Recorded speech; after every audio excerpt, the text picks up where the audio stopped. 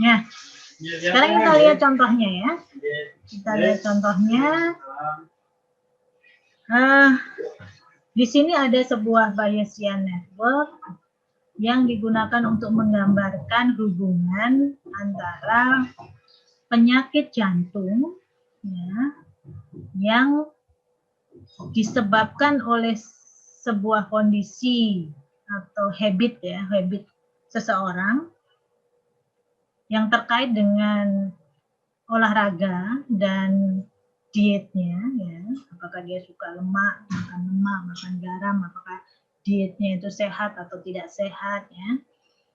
Dimana di sini juga ada hubungan bahwa penyakit jantung itu dapat menyebabkan, gangguan dari penyakit jantung ini itu dapat menyebabkan tekanan darah tinggi dan nyeri di dada.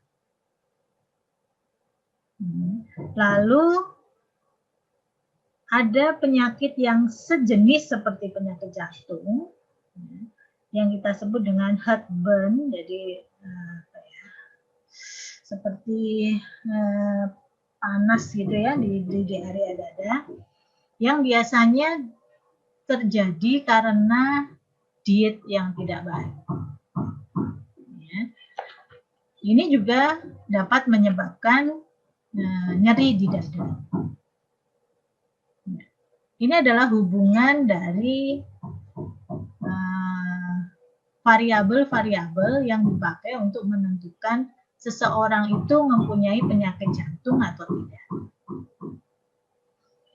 Seperti diketahui bahwa tidak ada hubungan langsung antara orang yang suka berolahraga dengan kemungkinan terjadinya tekanan darah tinggi misalkan. Tapi mereka terhubung akibat apa? Karena akibat mereka menderita penyakit jantung.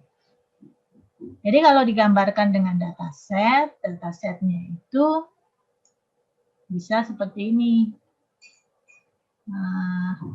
Jadi ada penyakit jantung gitu ya. Kemudian ada variabel-variabel yang menyebabkan penyakit jantung, yaitu exercise dan diet. Kemudian ada akibat dari penyakit jantung, itu tekanan darah tinggi dan nyeri. Kemudian ada penyakit sejenis, nah itu terasa panas di dada. Ini gejala, seolah-olah gejala, tapi sebenarnya dia bukan, tidak ada hubungannya dengan penyakit jantung. Kemudian masing-masing ini sudah berkorelasi dengan tabelnya masing-masing. Misalkan di sini exercise ini exercise yes itu 0,7, maka misalkan ini masing-masing mempunyai dua nilai saja ya, dua nilai variabel, yaitu exercise yes dan tidak, healthy dan unhealthy. Kemudian tekanan darah tinggi ini juga punya dua nilai, yaitu tekanan darah tinggi dan tidak tinggi, high dan low. Lalu yang untuk nyeri dada ini, nyeri dada iya dan tidak. Nah, ini masing-masing, sehingga kalau berapa probabilitas yang E-nya tidak, karena perlu diingat bahwa probabilitas itu totalnya sama dengan 1, maka untuk E sama dengan 0, probabilitasnya ya 1 dikurangi 0,7 sama dengan 0,3. Demikian juga untuk D-nya yang unhealthy, ini nggak ditulis lengkap. Unhealthy ya itu sama dengan 1 dikurangi 0,25, jadi sama dengan 0,75. Demikian juga yang di sini itu mestinya ada satu tabel lagi, di sini nanti bisa dihitung sendiri. Di sini juga ini berarti ada 0. Di sini juga ada. Di sini juga, di sini ada low, high dan low-nya. Gitu. Jadi kalau lengkap nanti bisa diisi sendiri. Di sini berapa nilainya? Ini berarti 0,75, ini 0,65. Sorry, 55. Di sini 0,45, 0,25 dan seterusnya. Ini contoh Bayesian network. Nah, sekarang bagaimana caranya kita menentukan, di sini tidak ada ya. Nah, misalkan kita ingin memprediksi apakah seseorang itu menderita penyakit jantung atau tidak. Misalkan diketahui orang itu rajin berolahraga, orang itu rajin berolahraga, dan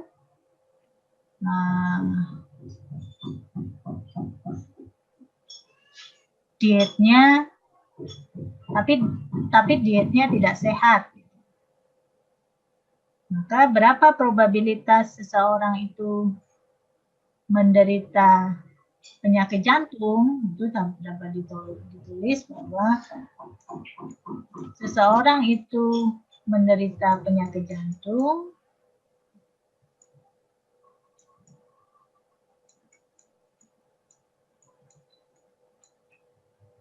kita lihat dari sini bahwa dia dipengaruhi oleh exercise dan diet.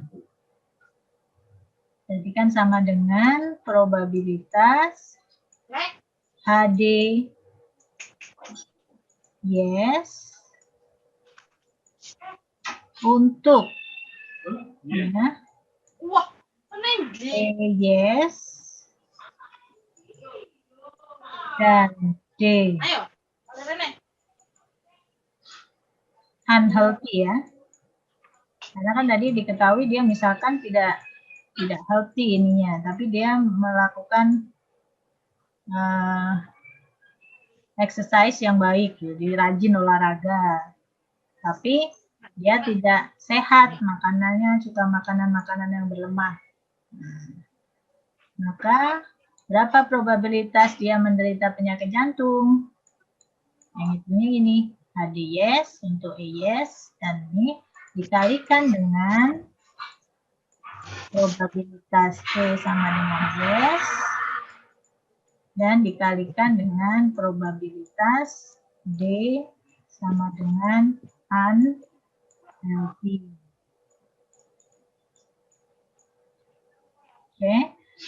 Probabilitas HD yes dengan kondisi E yes dan unhealthy, ini kan ini berarti yes unhealthy berarti kan 0,45.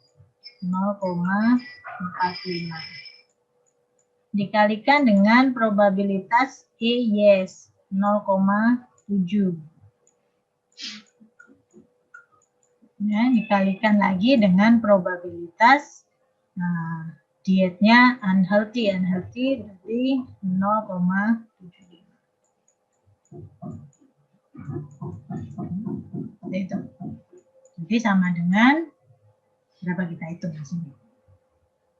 0,45 dikalikan 0,7 dikalikan 0,75 ya. Nah, kemudian misalkan kita ingin memprediksi orang itu, berarti prediksinya gimana? Dia menderita penyakit jantung atau tidak? Kalau dia rajin berolahraga tapi makanannya tidak sehat. Maka dengan prinsip HAMET seperti pada yang sebelumnya, kita bisa bandingkan berapa besarnya probabilitas HD sama dengan yes, dan dihitung juga berapa probabilitas HD sama dengan no. Ya. Mana yang lebih besar? Ini kita hitungnya sama ya. Berarti probabilitas HD sama dengan no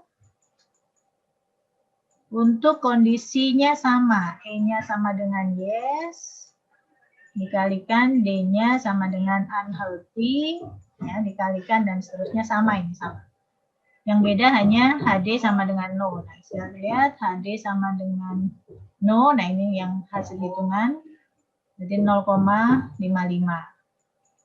0,55 dikalikan 0,7 dikalikan 0,75. Mana yang lebih besar? Kalau dilihat di sini sekilas ini 0,7 ini kan sama 0,45 0,55. Nah, pasti lebih besar yang no.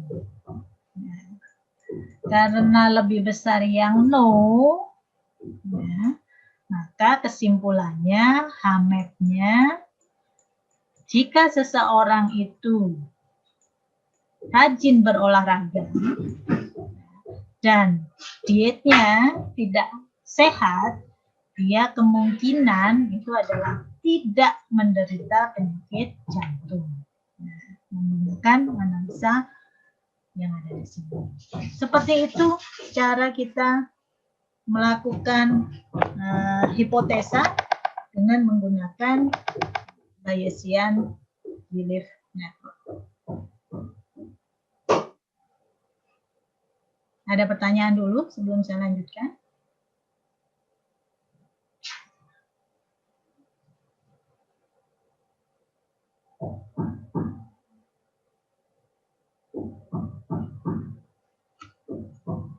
Kalau tidak ada,